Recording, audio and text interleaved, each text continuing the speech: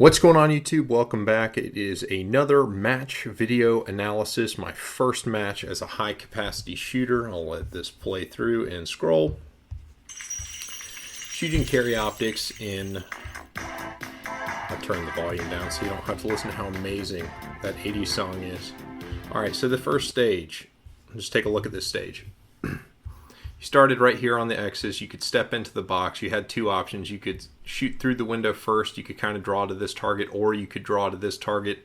So I decided to draw to this target rather than through the window because you kind of had to come out to here to get a good view at this target. And then it was a natural step to the way you had to go downrange anyway. It was easy to transition onto this target, and then that was obviously a tight target. You came around the corner here and there is another target that was obscured through the window, and then you have this target right here that's only available through basically this half the shooting area. So it made sense while I was stopped to pick up at least another target. Now what I ended up doing was just taking this target, then running to the end of the stage and shooting everything else. You could have stopped here and shot this guy, this guy, this guy, maybe this popper. The distance was, it wasn't a tremendous difference either way. I probably should have done it that way. Picked up this whole half of the array and then just ran here and finished up on those three targets. But I was the first shooter on the first day. I didn't get a chance to walk this stage, so your match performance actually begins well before you get to the match. I got there real early to start walking stages, but ended up building like 4 stages, hanging targets and all that stuff. And so by the time we were kind of squared away on the last stage, I was heading up the hill doing my walkthroughs. I got through about stage 5. I needed to go pay and register, get my gear on, and just kind of ran out of time, then got sucked into conversation. So I never even got to walk this stage, and I was the first shooter, so my execution on this wasn't all that great. But you can kind of see how that goes out. I probably should have been about 2 seconds faster. So there's the target,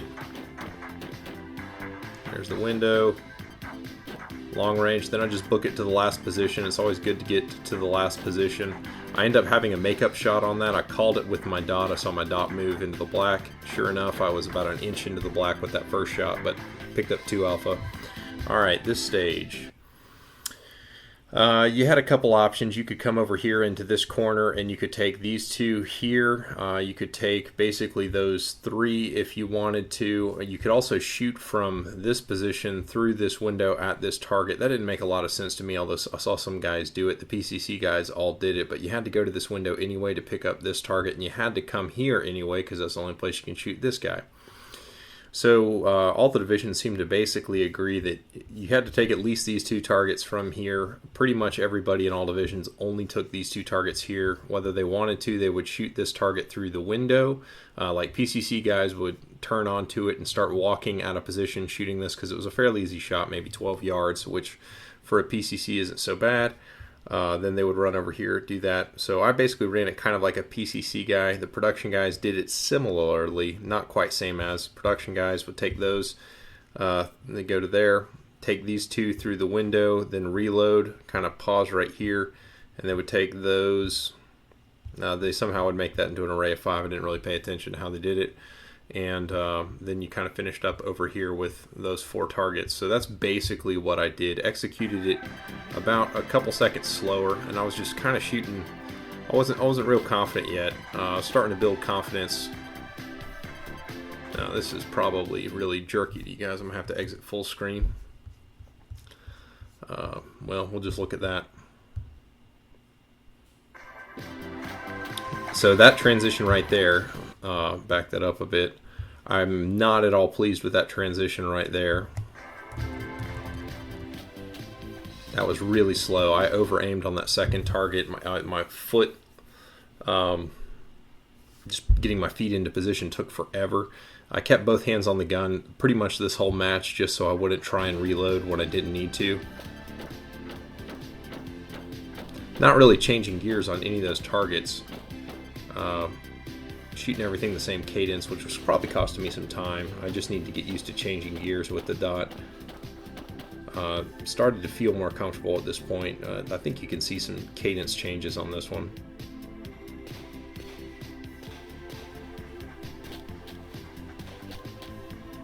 Kept it real fluid, kind of rolled through there.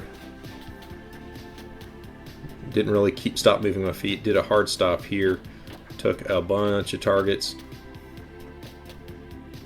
Everyone kind of liked that I could cover that much ground with a big leap like that. So a lot of lessons learned on this classifier. I'll just get them out of the way. If you only need one reload, have at least 2 on your belt. And if you're a high cap guy, make sure the mags are downloaded on your belt, because what happens to me here is I had my magazine topped off on my belt, jammed the reload okay, and then just totally didn't seat the mag with enough authority, and it ended up falling out after one shot. So we can all watch it again and have a good laugh. Oh, yep, there we go. That's Rob Moore, really helping a brother out, making him feel good about his botch run. All right, this stage was interesting. Started here, backed into the box. You had to take this target from the first position. You had to take these 2 from the first position. You ran across here. This angle is really steep. It's steeper than what's drawn right here. Like you really had to basically put your shoulder on this barricade to see this target and not hit the barricade. You had the option then to shoot the activator sequence from here, or you could come all the way to the end, shoot those arrays, and then finish with the activator target. And that made sense for the production plan. It didn't seem to be much faster either way, but I shot it that way. I ended up drawing to this target because I wanted to back out of position with these guys. So I kind of shot this target, then I shot the partial because I was closer. Then I started like rolling out of position, and you can see that on the film. I'm trying to blur the edges on positions and stay in motion when I can to try and save some time. And I had an okay raw time for the day. It wasn't great, but finished 6 overall, which wasn't that bad. See, that was a real steep angle. Got 2 alpha on that swinger. That was nice. So I actually got to reshoot this stage. I should actually pull up the raw video. I'll make a cut and show you the raw video here. So I ended up shooting the star and hitting a plate and having it not fall free, which is the only time I've ever seen that happen. I'm sure it's an edge hit, but per USPSA rules, I get a reshoot. So the video in my match video is the actual reshoot. I will pull up the raw video just so we can talk about it.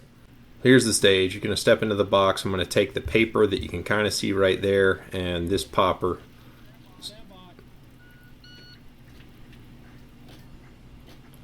So I ended up having a bunch of reshoots, or a bunch of extra shots on steel. I was much more careful on my reshoot, and as a result, had a better result. So there we go. I hit a steel plate, and it did not fall down, which that's pretty amazing. Let's look at that again. Yeah. So I ended up asking for I asked is that a reshoot, and we confirmed with the range master that it was. And so you saw those extra shots on steel, and this is what it ended up looking like.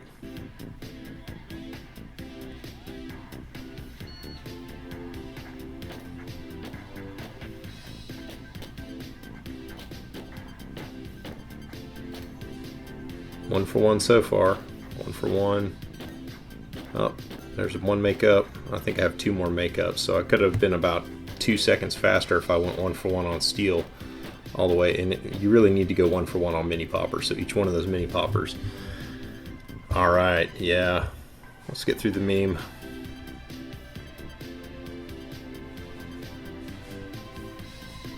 Burn it down. So this stage was interesting. It was stolen from Battle of the Bluegrass this year. I decided to step in and take this target off to the left here and then kind of shoot out of position across this way. I ran the arrays about as clean as I could. I dropped probably a little bit too many points. I think I had 8 Charlies out of 30 shots.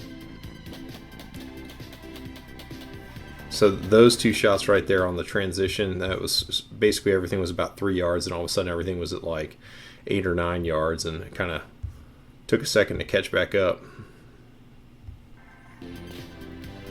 The reload kind of bobbled. That was the theme all day. Big takeaway from the match was that I am not at peace with the Glock magazine release, and the magazines don't want to fall out like the CZ magazines do.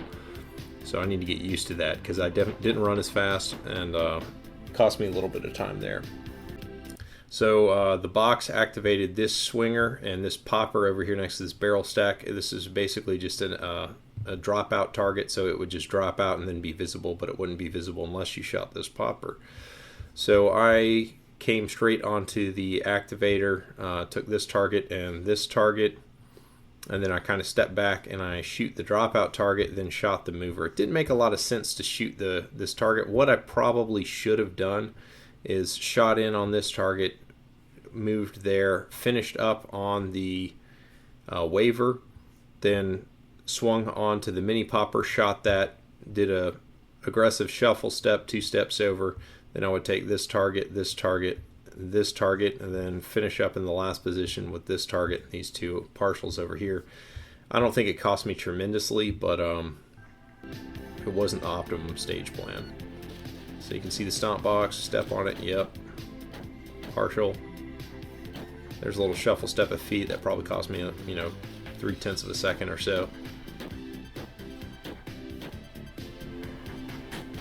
You can hear the cadence changes and all that kind of stuff, and I was able to win my division for the first time. I mean, there were only 8 people in it, not that big a deal.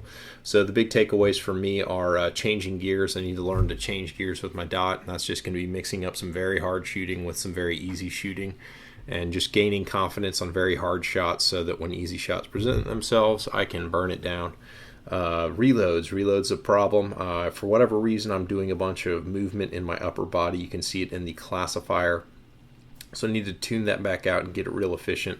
My reloads are a bit slower than they were on the CZs, and I have every reason to believe, because the Glocks are a bit easier to reload, that I will be back where I was before much longer.